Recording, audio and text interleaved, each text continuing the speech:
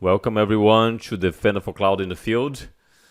For all of you that already subscribed to the Microsoft Security channel, thank you very much. Make sure to also subscribe to our playlist, the AK link below, so that you can receive notification when the latest episodes are uploaded. And today's episode is about DevOps security. Many of you know that we released DevOps at Ignite a couple years ago, well, almost a couple years ago actually, and then last Ignite we released DevOps Security as part of the Defender CSPM in GA.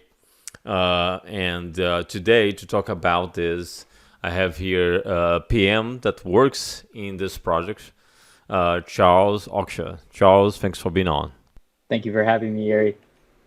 All right, Charles, since this is the first time you're here in the show, can you just give an overview about yourself, what you do for Microsoft? Yeah, absolutely. As you said, my name is Charles Oksha. I'm a product manager within Defender for Cloud, specifically working on the DevOps security solution within Defender for Cloud's CNAPP solution. I've been on the team since public preview, and we've been hard at work over the last couple of years, delivering more and more DevOps security value to all of our customers. Yeah, I can't believe it's going to be 2 years already that we are on this journey. That's amazing. Now, talking about Defender for Cloud, as we all know, Defender for Cloud position itself as a CNAPP solution, Microsoft CNAPP solution. So what role does DevOps security plays in securing the development lifecycle of cloud-native applications? Yeah, so when you think about a comprehensive CNAPP, what it really means is embedding security into every stage of that cloud-native application's lifecycle, from build time to deploy time to runtime. Now, when I think about DevOps security specifically, I view it as having three key roles that it plays within the grander CNAPP landscape. First, it helps security teams mitigate risks faster. We see more and more attackers moving at faster and faster velocities, especially thanks to more advancements in AI and different ways that they can launch attacks against our customers. So in order for security teams to take a more proactive, preventative approach to these vulnerabilities and misconfigurations, it's critical to have DevOps security integrated in your environments. For example, with infrastructure as code security, you may be able to catch a potential misconfiguration before that infrastructure as code template ever can provision a resource. Or maybe you'll identify a CVE in a container image before that container image is ever deployed to a Kubernetes workload. Second, it's critical for us to empower developers to fix security issues quickly.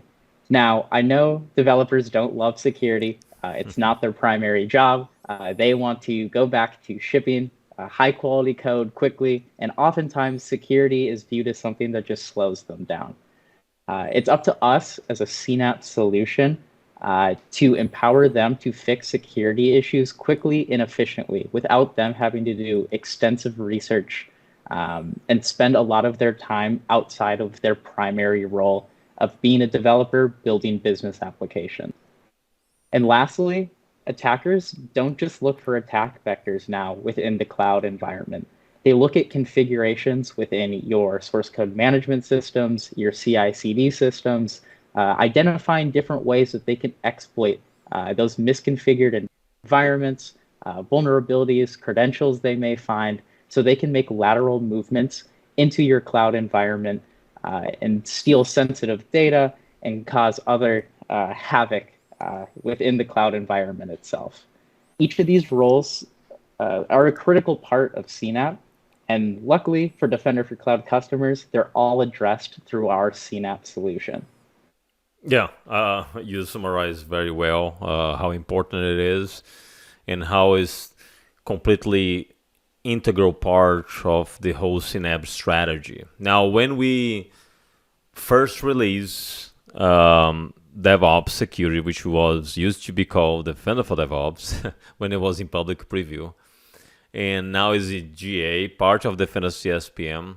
We had an episode when it was in public preview, and at that time we were supporting Azure DevOps, we were supporting GitHub integration. So now that we are GA, what are some of the new things that we have in DevOps security when it comes to integrations? Yeah, so after we launched our Azure DevOps and GitHub integrations, we heard from customers how difficult it is when you're in a big organization to standardize your DevOps tool chain. There's so many different application development teams. They all have different practices,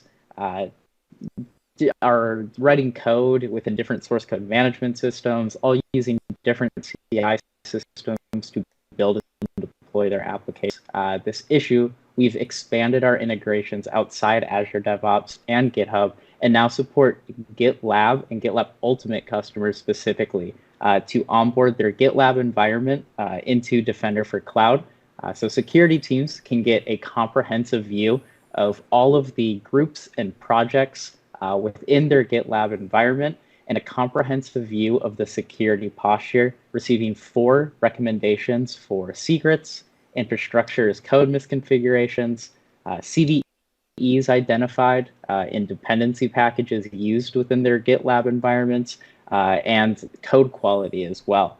The security teams don't have to go digging through GitLab or any of the other platforms, Azure DevOps, GitHub, have to constantly jump around into your different DevOps environments to try to gain that comprehensive view of the security posture across all of your app dev teams. We consolidate all of that and bring it into a unified dashboard within Defender for Cloud. Absolutely. While the integrations are important, one thing that we noticed going even beyond exploitation of vulnerabilities in code and artifacts, we see many threat actors that are leveraging secure environment configuration in source code management, CI/CD system to launch attacks on the software supply chain. How does Defender for Cloud, specifically the DevOps security capabilities, help to identify where customers are at risk to these types of attack across their DevOps state? Yeah, so when we started on this DevOps journey, we were really focused on evaluating the risk of code and artifacts specifically, as you mentioned. But when we look at the different attacks bad actors exploit on the software supply chain, a lot of them start simply with a misconfigured DevOps environment where developers are writing their code and building and deploying their applications, which is why we've released a set of environment hardening posture recommendations, where immediately after you onboard your Azure DevOps and GitHub environments, you'll begin seeing posture assessments for different configurations or misconfigurations rather that exist within both ecosystems. As an example, we see recently that even GitHub self-hosted runners, because of their non-ephemeral state, can expose customers to attack, because with those self-hosted runners, if you somehow gain contributor access in a repository, you then can start executing workflows in this runner. Thanks to the persistent access, attackers may start running malicious workflows, stealing credentials, running malicious code through these runners, and creating and allowing them to make these lateral movements into the cloud environment, which is why we no longer only just scan the code and artifacts, but we also encourage customers to address all of these environment posture recommendations as well. And a little later, I'll demo exactly how that works and the complete set of environment posture recommendations that you'll begin receiving. Yeah, great point. And we will see more in the demo. Now, when it comes to one thing that we hear a lot actually is the code to cloud contextualization. This is becoming very popular within the CNAPP realm. What exactly is code to cloud contextualization, and how does Defender for Cloud contextualization really benefit security teams? Yeah, so as I mentioned at the beginning, when you're adopting a CNAPP solution, it's really about that defense in-depth approach, embedding security into every stage of that application lifecycle. However, one of the results of embedding security everywhere is all of a sudden you have all of this increased signal flowing into Defender for Cloud. And security teams, they have a limited capacity. They can only deal with so many issues. So if you're receiving all of this CSPM, Cloud Security Posture Management signal, you're receiving all of your signal from your AppSec tooling, it's almost impossible for just a security team, often constrained with budget and a number of people in the team that can address these issues, to go through every single one identified and triage and prioritize which ones matter most. Which is why with our Defender for Cloud CNAPP solution, we do that prioritization for them by contextualizing all of these findings within their cloud environment. So you may have a ton of signal coming from AppSec, infrastructure as code misconfigurations, CVEs that can be identified, but you have no idea what infrastructure vision, what risks matter the most. With code to cloud is a little bit later.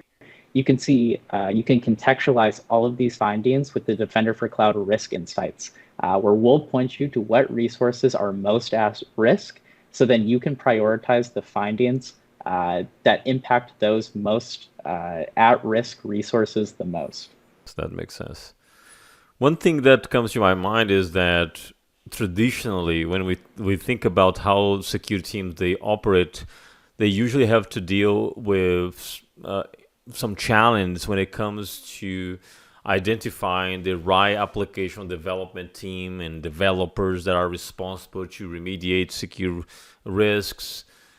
How does Defender for Cloud really empower the security teams to reduce this time to remediate and mitigate critical risks, and how it does in a faster manner? Yeah, so we hear from a lot of our customers that it's like, all right, it's great that you're giving us all of this signal, identifying where these risks are, especially with DevOps security. It's good to see where these infrastructure misconfigurations happened. It's good to know what container images identify CVEs. But as a security team, you don't work traditionally too closely with the application development teams, and you really don't know who's responsible for the remediation. The security team itself isn't going to go into the source code management system, into those CI/CD pipelines and fix the issue itself. It's really critical for them to know who the developer responsible for remediation is, so they can kick off that remediation workflow.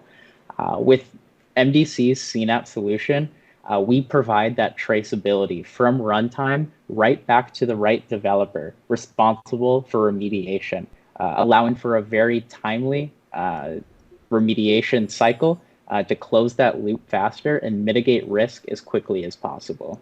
Perfect. Well, I think that we have enough content because we talked for a good amount of time now. Now let's see this in action. So let's switch to the demo and go ahead and demonstrate that for us. Absolutely. So I'm going to start out with our GitLab integration. If you're a GitLab Ultimate customer, you may already have your Azure DevOps and GitHub posture findings appearing in our DevOps Security Blade within Defender for Cloud. If you want to add your GitLab environment as well, you simply go to Add Environment, Onboard GitLab, enter in a connector name, GitLab Demo, the subscription you want to create the connector in, the resource group, and the location for the connector. After that, all you need to do is provide your GitLab OAuth access token. I've already created my connector using my own token, so I won't finish this process, but it's as easy as that. You provide us your token, and we immediately begin onboarding all of your GitLab assets into Defender for Cloud, providing that unified console where you can see your complete inventory on all of your posture assessments. So after this GitLab connector is created, I'm going to filter my resource type to only GitLab, and I can immediately begin seeing all of my GitLab projects grouped by the GitLab group that they live in on gitlab.com. You can drill down even further, though, seeing the posture findings for an individual repository. When I click here, I can see all the GitLab projects, the posture recommendations, and I can see that I have unhealthy infrastructure as code findings. So drilling down even further, I can look at the individual recommendations I receive. And as a security admin, I can immediately kick off that remediation workflow as it directs me to write to the affected file. It tells me what rule was broken. Here we see the website with client certificate auth is disabled, the tool name for what static analysis tool identified this misconfiguration, the file name, and even what line number the misconfiguration was identified on, allowing for the most timely remediation possible. So once you onboard your Azure DevOps, GitHub, and GitLab environments into Defender for Cloud, you can immediately begin seeing other posture recommendations as well. As I mentioned earlier, as soon as you onboard, we begin evaluating the environment posture of your SEM and CI/CD configurations. For example, I'm going to go look at some of my GitHub repositories, filter by the ones that have posture assessments. And when I drill down, I can immediately see that I have an unhealthy posture assessment where the GitHub repository does not have branch protection rules in place for the default branch, meaning that secure coding practices aren't necessarily being enforced. You don't have to create a pull request before merging into the main branch.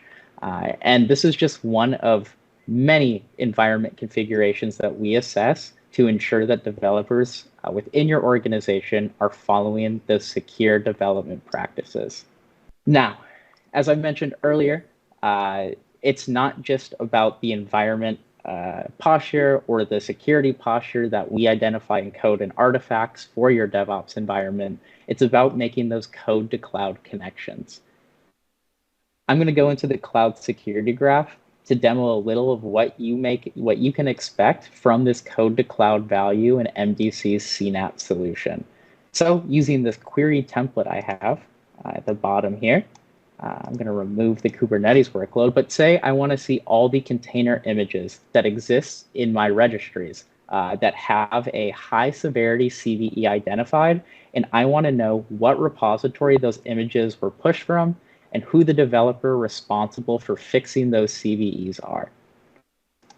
I will just do a quick search on my Cloud Security Explorer, and after just a few seconds, I see a full list of the container images that exist in my registry, the list of high severity CVEs that were identified in each image, and which repository from Azure DevOps built that container image and pushed it to the registry. I can expand it for more details as well. I can even trace all the way back to the build pipeline where the container image was first built by Docker and identify the developer who's responsible for remediating these CVEs. So, like I said, this is sort of the traceability aspect I referenced to earlier, identifying developers responsible from the MDC portal, exactly who's responsible for remediation and then how it connects back to code. I'm going to transition now instead of container images and focus on infrastructure. Like I said, you may get hundreds and hundreds of misconfigured infrastructure as code findings, and say you really just want to focus on the ones that matter the most. So if I know that my developers provision a high number of storage accounts, I can specifically hunt down the storage accounts that are most at risk, those that are exposed to the internet. I want to see the ones that have security posture recommendations, and I want to see exactly from where those storage accounts were provisioned from. So with all of these factors, I'll just hit search. And once again, after just a few seconds, I'll see all of the storage accounts with the insights and recommendations available and the repository where it was provisioned from. So the storage account doesn't use a private linked connection, and it's exposed to the internet, putting it at even higher risk than if it was just a internal storage account or one in a staging environment, for example. And beyond that, I can go all the way back to the actual infrastructure as code template that provisioned it. So I can even see in the line of code exactly where this misconfiguration happened. And once again, I know which application development team is responsible for remediation and can immediately kick that workflow off to make the time to remediation as small as possible. And that's all I have to demo for today. That's amazing. We're gonna Love it. We come a long way since public preview. It looks awesome. Yes. And although I already mentioned, DevOps security is part of Defender CSPM, right? So which means that once you enable Defender CSPM, then you have access to all that, right? Correct. It's a part of DCSPM at no additional cost. A lot of the value you saw earlier, those posture recommendations, that's all part of foundational. It's free. Go try it out today. You won't be charged. For all of these advanced code to cloud contextualized insights, what I'm showing here, tracing back from runtime back to the developer, that's all provided for our DCSPM customers. And the repositories aren't billed, so you can have that at no additional cost. You pay for DCSPM for your cloud resources, and you get all of this DevOps value along with it. Outstanding. Thanks so much, Charles, to take the time to record this episode and share your insights. Congratulations to you and to the entire team for the GA. And I'm looking forward to see how this is going to evolve and move forward. Great. Thank you so much for having me on, Yuri. It's been a pleasure. Absolutely, my friend. All right, everyone. This is a wrap for today's episode. Do not forget to subscribe to our playlist, aka link below again. We have a lot of episodes lined up for this year. You don't want to miss any episode. See you again next time.